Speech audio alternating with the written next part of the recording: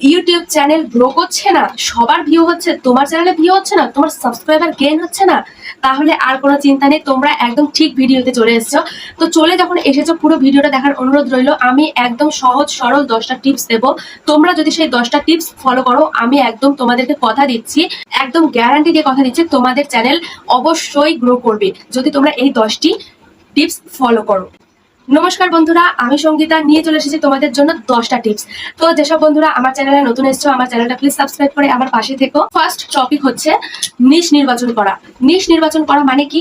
তোমার আগ্রহ কোন দিকে, তোমাকে একটা সঠিক একটা টপিক তোমাকে বেছে নিতে হবে। একদম একটা সঠিক টপিক তোমাকে বেছে নিতে হবে এবং শুরু থেকে শেষ পর্যন্ত তোমাকে কিন্তু সেই টপিকে তোমাকে কাজ করে যেতে হবে। তোমাকে তাই তোমার আগে নিশটা তোমার নির্বাচন করতেই হবে। 2 নম্বর টপিক হচ্ছে থাম্বনেল। তোমাকে এমন একটা থাম্বনেল বানাতে হবে যেন সবার দৃষ্টি আকর্ষিত হয়, তোমার থাম্বনেলের দিকে যেন সবাই তাকিয়ে থাকে।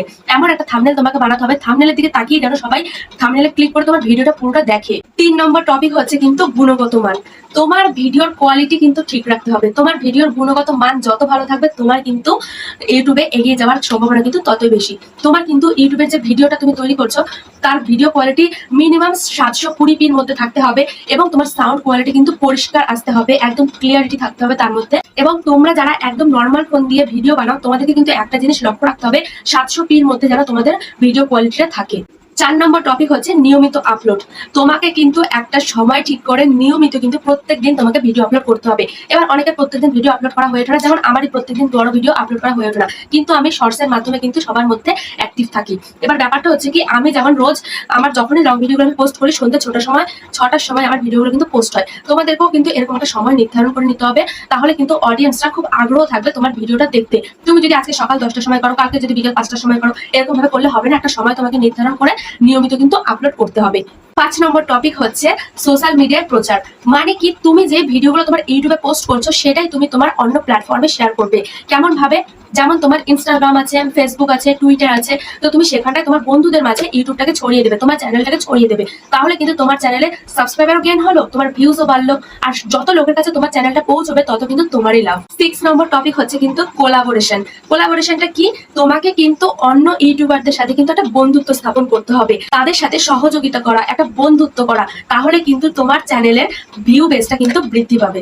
7 নম্বর টপিক হচ্ছে এসইও অপটিমাইজেশন। সেটা কি? সেটা হলো তোমার যে চ্যানেলটা তুমি তৈরি করেছো, সেই চ্যানেলের কিন্তু একটা ঠিকঠাক ডেসক্রিপশন কিন্তু তোমাকে লিখতে হবে। প্রথমে মেন কাজ কিন্তু ঠিকঠাক ডেসক্রিপশন। তারপরে কাজ হচ্ছে তুমি যখন ভিডিওটা আপলোড করছো, তোমাকে তার ঠিকঠাক টাইটেল দিতে হবে, ঠিকঠাক ডেসক্রিপশন দিতে হবে, ঠিকঠাক তোমাকে ট্যাগসে যে তুমি কিওয়ার্ড গুলো তুমি লিখছো, সেই কিওয়ার্ড গুলো কিন্তু তোমাকে একদম প্রপার ঠিকঠাক হতে হবে। তাহলেই কিন্তু যখনই লোক তোমার সার্চ করবে, সেই কিওয়ার্ড গুলো যখন তোমার সার্চ করবে, তখন যেন তোমার ভিডিওটা পৌঁছে যায়। তোমাকে সেরকম ভাবে কিন্তু কিওয়ার্ড গুলো তোমাকে এসইও তোমাকে ঠিকঠাক করতে হবে।